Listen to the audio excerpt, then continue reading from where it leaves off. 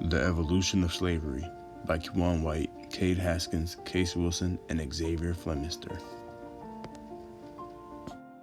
After the Civil War, African Americans were viewed as murderers and rapists. Although the issue has gotten much better, America never recovered from the social problems of racism.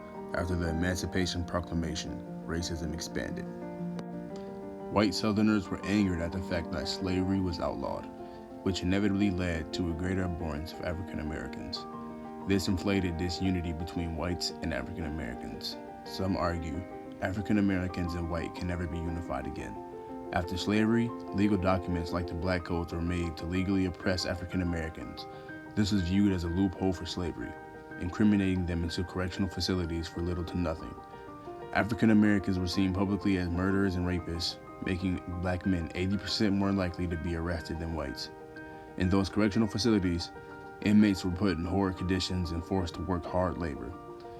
These services consist of picking cotton, washing dishes, doing laundry, civil service, and much more.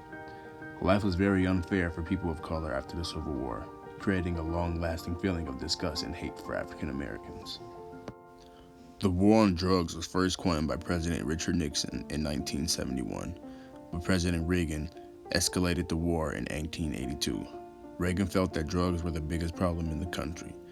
The war on drugs was designed to incarcerate drug users at an exponentially high rate. The war on drugs targeted the poor and black communities. This is evident in some of the minimum sentencing laws, especially for crack and cocaine. Crack was mainly used in poor African American communities, while cocaine was used more often by the upper class whites. Cocaine is a hydrochloride salt in its powdered form. Crack is essentially a solid form of cocaine. To make crack, you combine cocaine with water and baking soda, then boil it.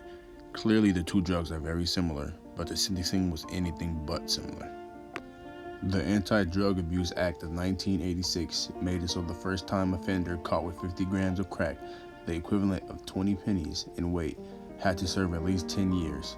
To get the same minimum sentence for cocaine, you'd have to have 5 kilos, the equivalent weight of 2,000 pennies. It was not until 2010 that Congress decreased the disparity in sentencing between crack and cocaine.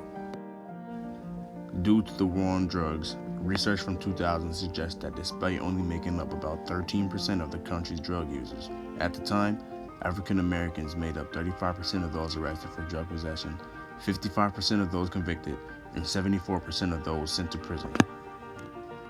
Another form of minimum sentencing is the Three Strikes Law. Between 1993 and 95, 24 states implemented a Three Strikes Law. Three Strikes Law made it so that if you got convicted of 2 crimes, your third crime will come with a minimum sentence, maybe even life in prison. The war on drugs was designed to devastate black communities. In a 1994 interview, John Ehrlichman stated, "The Nixon campaign in 1968 and the Nixon White House after that had 2 enemies, the anti-war left and black people." As soon as a convict is released from prison, they are put on parole.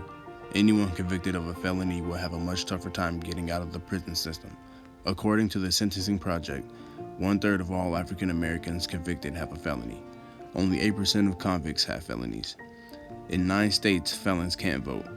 They can't vote? Are you serious? If they can't vote or find any type of work besides manual labor, what has really changed?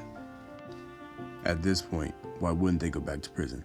According to United States courts, they can't talk to anybody with a criminal record unless given permission by a parole officer.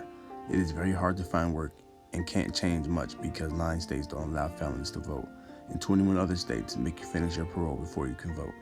Some felons just go back to prison because at least there they have somewhere to sleep and get food. They can talk to who they want and find work. That's what they want to happen because their work seems to be helping others a lot more than them. Almost 45% of inmates are brought back to jail within a span of 5 years of being free from prison because they are thrown into a society they have no way to support themselves. Convicted felons are not allowed to apply for federal or state grants, live in public housing, receive federal cash assistance or food stamps, among other benefits. Private prisons are prisons owned by private corporations. These corporations have agreements with the state and federal government to house prisoners. This means that private prisons are driven by money to keep private prisons full. According to Mother Jones, prison companies have written occupancy guarantees into their contracts, requiring states to pay a fee if they cannot provide a certain number of inmates. President Reagan's war on drugs, overcrowded prisons. Prison labor in the United States, including a form of slavery or involuntary servitude, is explicitly allowed by the 13th Amendment of the U.S. Constitution. This form of legal slavery is only allowed when used as punishment for committing a crime. Our topic is still relevant today because mass incarceration and racial injustices within our criminal justice system is one of our nation's biggest problems. Take into consideration that America never wanted to truly abolish slavery. They just wanted to hide it within the 13th Amendment. Donald Trump recently called immigrants animals. The President of the United States called immigrants animals. There's no arguing whether things have changed or not. They haven't. The biggest consequence of slavery is the racism it created. We take a moment to recognize a few people hurt by the injustices caused by racism.